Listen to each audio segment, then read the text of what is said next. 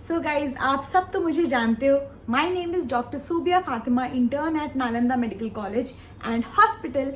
सो आज का ये वीडियो मेरा बहुत स्पेशल होने वाला है क्योंकि हम एज एन इंटर्न अपना लाइफ कैसे मेंटेन कर रहे हैं, हम एज एन इंटर्न क्या क्या कर रहे हैं अपने लाइफ में एंड कैसी चल रही है मेरी ड्यूटी, एंड उसके साथ ही नीट पीजी की तैयारी कैसी चल रही है जो कि 23 जून को ही है। तो इंटर्नशिप को बैलेंस करते हुए नीट पीजी की तैयारी हम कैसे कर रहे हैं उसी पे बेसिकली आज का वीडियो रहेगा।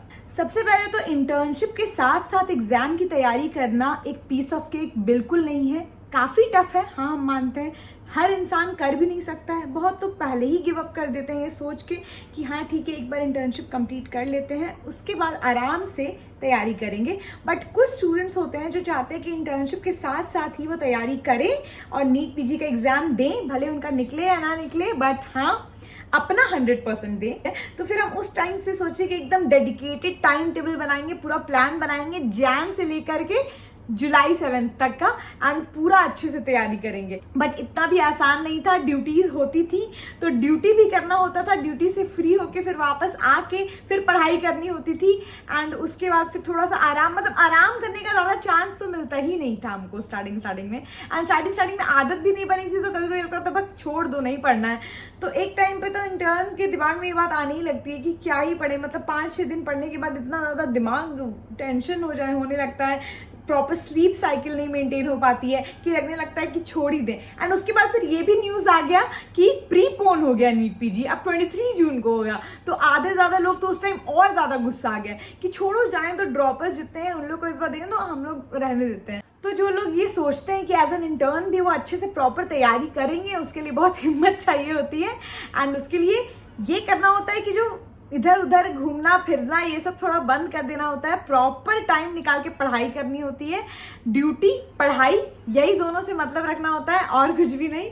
तो हाँ, थोड़ा तो सैक्रिफाइस करना पड़ जाता है इंटर्नशिप में, अगर इंटर्नशिप में पीजी तैयारी करनी है तो। एंड अगर आपने ठान लिया है कि आप तैयारी करेंगे इंटर्नशिप में, तो आपको ये एकदम इंपॉर्टेंट होना चाहिए कि आपके पास सोर्सेज क्या है, क्योंकि क्वालिटी नोट्स हो गए, क्यू बैंक हो गए, एंड उसके साथ ही लेक्चर्स, ये सब कुछ बहुत इंपॉर्टेंट है ये डिसाइड करने के लिए कि आपकी तैयारी किस डायरेक्शन में हो रही है, आप किस टीचर के लेक्चर देख रहे हैं, आपका नोट्स कैसा है, आप क्यू बैंक प्रॉपर, आपका क्यू बैंक क्लिनिकल है कि नहीं, एंड आप उसको प्रॉपरली बना रहे हैं कि नहीं, ये सब बहुत इंपॉर्टेंट है। अब आज हम आपको बेसिकली अपना रूटीन बताएंगे कि जैसे टाइम टेबल तो बना लिए थे जनवरी से लेके 23 जून तक का, तो हम आपको बताएं कि हम क्या करते हैं। तो हम क्या करते हैं ना, हम स्टार्टिंग में सबसे पहले जो हम रूटीन बनाए जनवरी में, हम बोले कि एक बार हम सारा का सारा वीडियो लेक्चर देखेंगे हर सब्जेक्ट का, क्योंकि जब तक वीडियो लेक्चर नहीं देखे तब तक कुछ दिमाग में अच्छे से जाएगा नहीं डायरेक्ट नोट्स पढ़ने से। तो सबसे पहले तो सारा का सारा वीडियो लेक्चर देखे हम। सबसे पहले हम प्रेपलैडर खोले, उसके बाद लेक्चर्स में गए एंड अपने सहूलियत के मुताबिक कि कौन सा हमको सब्जेक्ट पहले पढ़ना है, कौन सा बाद में पढ़ना है, उसी हिसाब से हम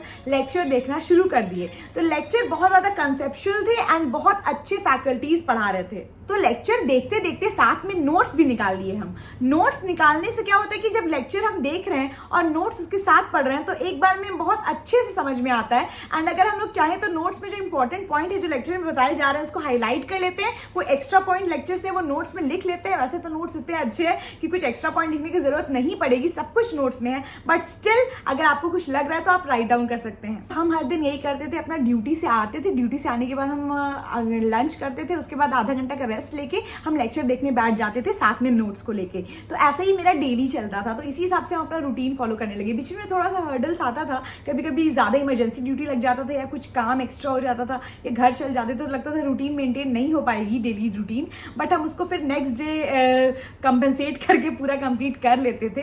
तो इसी तरह से चलते चलते मेरी 16 अप्रैल तक पूरी वीडियो लेक्चर्स कंप्लीट हो गई। अब आया सेकेंड पढ़ाओ। अब क्या करना है, अब रिवाइज करना है। रिवाइज अब कैसे करना है, अब लेक्चर एक बार देखा हुआ है तो लेक्चर देखने की जरूरत नहीं है, सिर्फ नोट्स निकालिए, क्योंकि नोट्स में बहुत कुछ दिया हुआ है। एक बार आप पढ़ चुके लेक्चर से तो आपको अब ज्यादा दिक्कत नहीं होगी।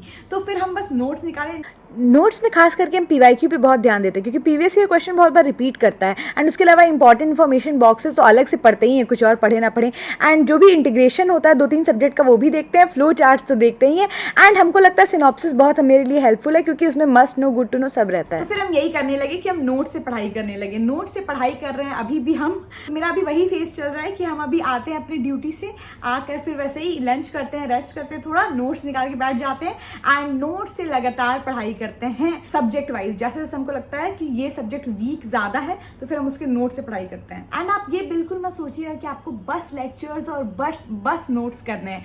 हर दिन शाम में लेक्चर और नोट्स जब आपके कंप्लीट हो जाते हैं उसके बाद आपको क्यू बैंक तो सॉल्व करना ही करना है, स्पेशली पीवाईक्यू। अगर आपके पास कम टाइम है तो प्रीवियस ईयर क्यू बैंक तो आपको सॉल्व करना ही करना है। अगर ज्यादा टाइम है तो आप नॉर्मली क्यू बैंक भी सॉल्व कर सकते हैं। जैसे अभी मेरे पास कम टाइम है तो हम पीवाईक्यू स्पेशली खोल लेते हैं। क्यू बैंक का इतना अच्छा है कि अलग से हर सब्जेक्ट के पीवाईक्यूज एक तरफ दिए हुए हैं, तो हमको दिक्कत नहीं होता है। हम उस पर क्लिक करते हैं एंड जिस सब्जेक्ट का हमको जो ईयर का पीवाईक्यू बनाना है 2023 से लेकर 2018 का सब कुछ एक साथ दिया रहता है। तो हम फिर क्यू बैंक खोल के क्यू बैंक सॉल्व करना शुरू कर देते हैं, क्योंकि जब एक सब्जेक्ट कंप्लीट करते हैं उसके बाद उसको क्यू बैंक बनाते हैं ना तो सब कुछ याद रहता है, तो बहुत अच्छा लगता है क्यू बैंक सॉल्व करने में। एंड उससे रिविजन होता है। एक बार अगर बस नोट्स या बस लेक्चर देख लोगे तो फिर वो भूल सकते हैं, लेकिन अगर वो करने के बाद फिर क्यू बैंक सॉल्व कर लेते हैं तो वो दिमाग में एकदम रिटेन कर जाता है। क्यू बैंक में एक चीज़ हमेशा देखते हैं कि कोई अगर ऑप्शन सही हुआ तो क्यों सही हुआ, कोई अगर ऑप्शन इनकरेक्ट है तो क्यों इनकरेक्ट है।